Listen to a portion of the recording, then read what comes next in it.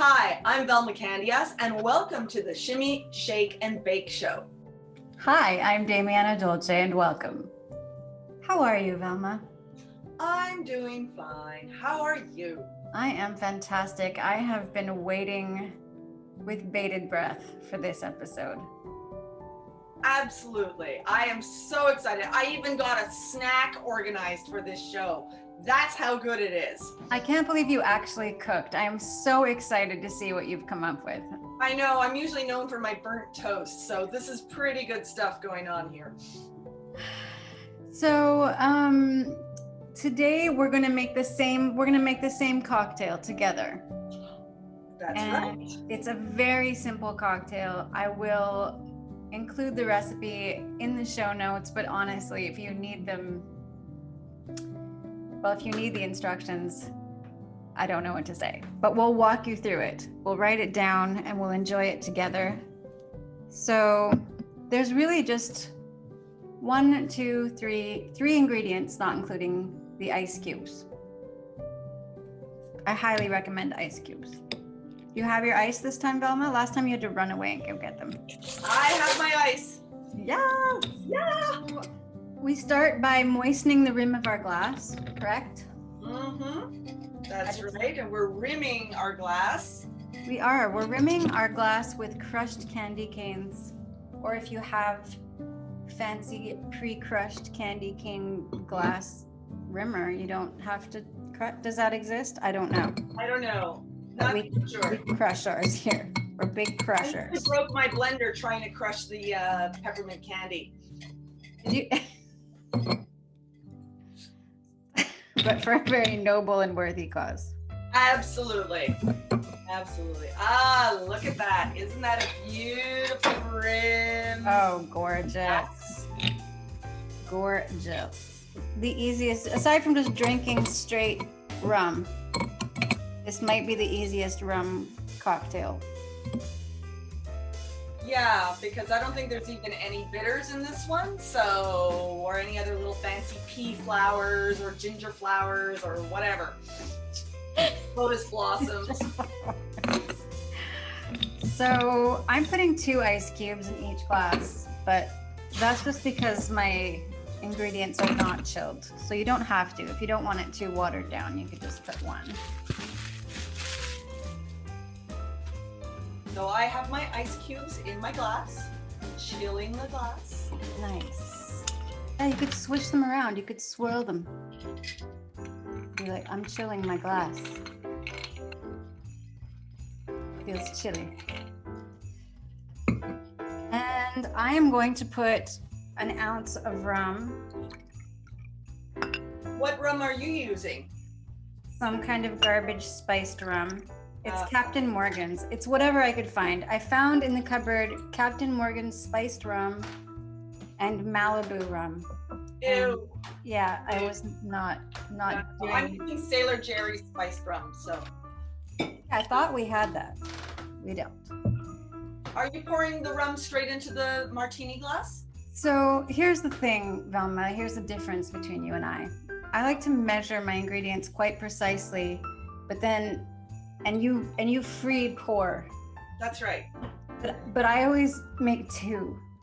So I feel like at the end of the day, we both have the same amount of alcohol in our bodies. That's probably true enough.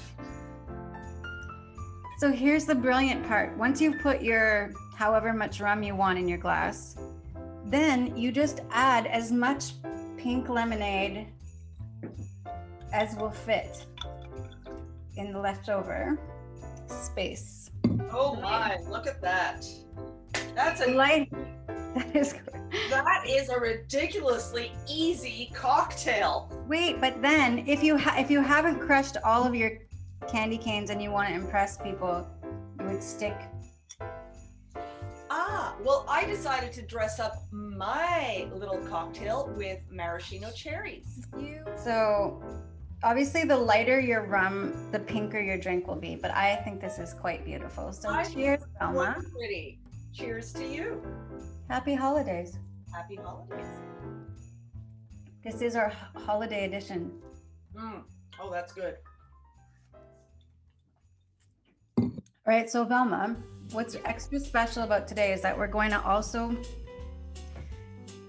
make festive holiday snacks, which I'm very excited about. So I am going to show you what I'm putting together this holiday season. It's very classy. You start with a chunk of styrofoam. I tried to find star fruit yesterday so that I could put like a star at the top, but that didn't happen. I guess there's a lot of pandemic buying of star fruit. So this is going to be very fun because there's no star fruit to be found, and also there is some issues with the pandemic in that it's hard to find fresher things. So I bought this beautiful rosemary to dress up my styrofoam tree, and as I start pegging it to the styrofoam, I notice all the little bits of rosemary leaf are just crumbling off. Oh. So it might be a balder appetizer tree than I had originally anticipated. So here's what you do. You decorate your tree with dying, falling apart. Did you see that? I just... Mm-hmm. Oh, I see that. Oh, also probably should add that out of vanity, I'm again not wearing my glasses. That's pretty much going to be the running theme here. Mm-hmm. Because it's so much cuter not to wear them and just blindly... Look, now I'm putting tomatoes, I hope. You'll just have to tell me if this isn't working. And if I think it looks pretty good. Are you going to add any olives or gherkins? So I hate gherkins, and I did get some. And then, here we go. So you get the idea. Mm-hmm. You just keep, and look, I have little, you can use cubes of marinated tofu, or you can use vegan cheese. Keep going, keep going. Look at this masterpiece coming together. I have these adorable olives that I think are disgusting unless they're in martinis. I will say I didn't practice, so maybe maybe my toothpicks look a lot like just claws sticking out everywhere. I'm not sure. And then, because Velma, you made a very aggressive Christmas tree. It's violent. I don't know how you're actually supposed to do this. It's occurring to me. Look, you made jokes about cocktail weenies, so I made some vegan ones out of baby carrots. Aww. This is much uglier than I anticipated. The pictures were so beautiful. It's occurring to me now that this might be a time-consuming project. Mm-hmm. So while I continue, and at some point we'll just have to let you start showing us your masterpiece, I will just share a Christmas anecdote with you. It's not really one, but I will tell you that when I was a child, my mother used to hand sew Christmas dresses for myself and my sibling.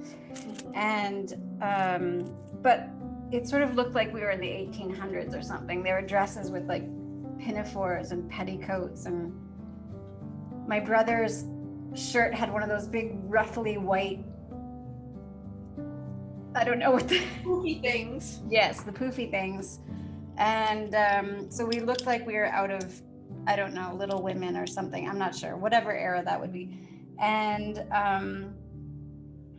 I remember we used to have a ritual because I was a witch as a child as well. And I used to force my siblings to come sit in the bedroom in the dark on the bed and stare out the window and close their eyes. So I guess they weren't really staring out the window. And just wish and wish and wish Did not have to wear those outfits? that someone would come and save us and take us away. And I lied to my siblings and told them if they wished hard enough that Santa would make our dream come true. And we would be whisked away by a rich family that could afford real Christmas clothes.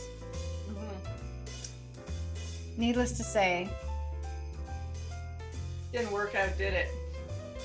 no, and for some reason they don't believe anything I say to them anymore, ever. I wonder why. This is hideous, but I'm sure it's delicious. I mean, It's healthy. look at. It's a vegan Christmas tree. It is actually 100% vegan, and I'm gonna just keep, doing this for hours. But in the meantime, Velma, why don't you tell us what you have going on?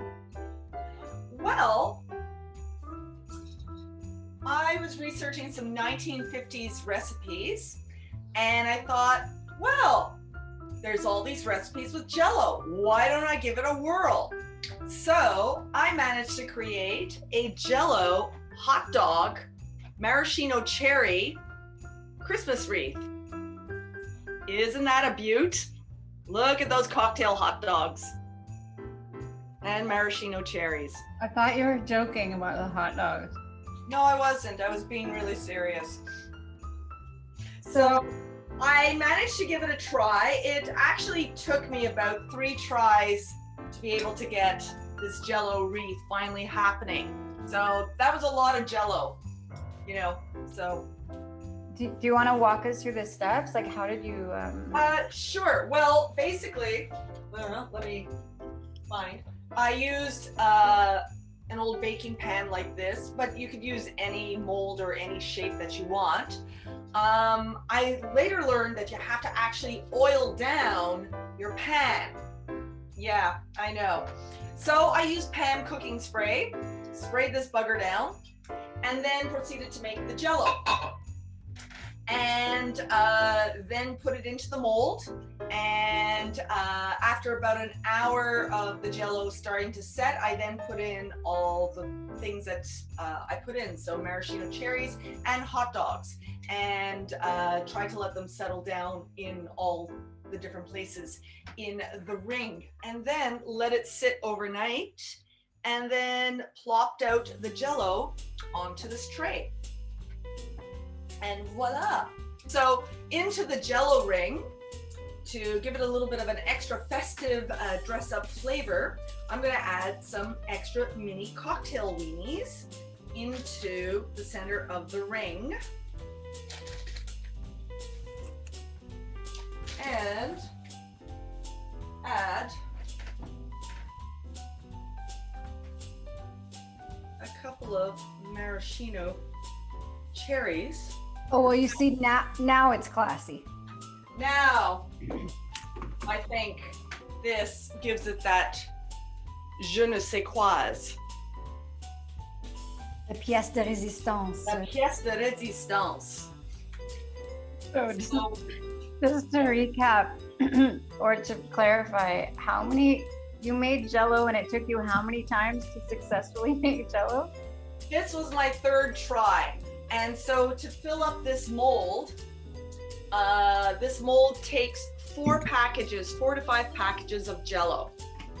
And that's not including anything that you decide to put in the Jell-O. Fruit, cocktail hot dogs, carrots, vegan cheese. So it took quite a bit. So that was about 15 packages of Jell-O I managed to have to experiment with. That's a lot of Jell-O in 1 year for me to use. So in any case, I think it's kind of pretty. Next time I might want to do it maybe more with fruit or something to go more vegan on this. What? What?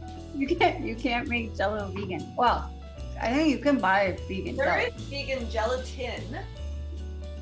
So that is an option for our vegan friends. And for those who just say, to heck with it, just use regular old Jell-O and use whatever color that you think is pretty for the festive season. So in this case, I chose green, and it matches with my dress. I feel like how I feel inside matches how You feel outside? No, my appetizer looks. Outside. But that will all change after this. Don't you know, for sure. So Velma, do you have like do you have a Christmas memory that you want to share with people? So as a Christmas memory, I remember my parents shushing me and, oh, you gotta go to bed, because Santa Claus, St. Nicholas is not gonna be able to come if you're awake. So I get shoved off to bed, and I must have been maybe 4 or 5, still at that age where you're still believing St. Nicholas and such. And I hear the doorbell ring, and there's a big jangling of bells, and of course there's a ho ho ho, and I'm sneaking down the stairs, and I see St. Nicholas, and he's distributing presents to my parents, and then he leaves, and obviously my parents were pretending to not see me there, and they're like shh, being very theatrical about putting the presents under the tree. And then so I snuck back up to bed. So that's, of course, I later realized that was my grandfather, who was dressed up as St. Nicholas. Cute. They did all that knowing that you you would compete. That's it. That is so cute. So that's pretty cute, and that's pretty creative on my parents' part. That's so adorable. Yeah. The tree of, that vegan Christmas tree of yours is really taking long. I hope you don't have plans for the rest of the day, do you? No. Maybe do a TikTok. I don't know. Well, I think you get the idea. Yeah. Basically, it's a terrifying tower of pickled vegetables. I think I'm ready to admit that while I have many talents, making antipasto Christmas trees is not one of them. Velma, it's beautiful. Beautiful. I think it's beautiful. I could even add, a maraschino cherry, and that just gives it that extra je ne sais quoi. Okay, now you're just showing off. Well, there we go. That's beautiful. I will put the recipes and the instructions up in the show notes for both of these things. But who are we kidding? It's not like anyone's actually going to see anyone. That's right. Or want to even do these recipes. I'm going to say, which is probably for the best. Because if you actually served these things to your friends and loved ones,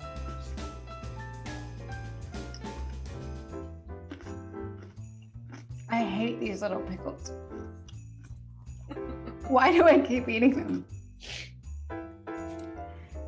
Yes, if you were to feed either of these recipes to any of your loved ones, well, that would make you a bit of a jerk. So, but aesthetically, they're very impressive. They are quite pretty. I'm really impressed with how pretty this looks. It's beautiful.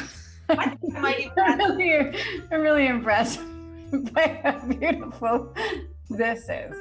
So I might even add some gherkins around the ring. There you go. Okay, so thank you all so much for being here with us today, and happy Christmas, Kwanzaa. Happy Festivus for the rest of us. Yeah.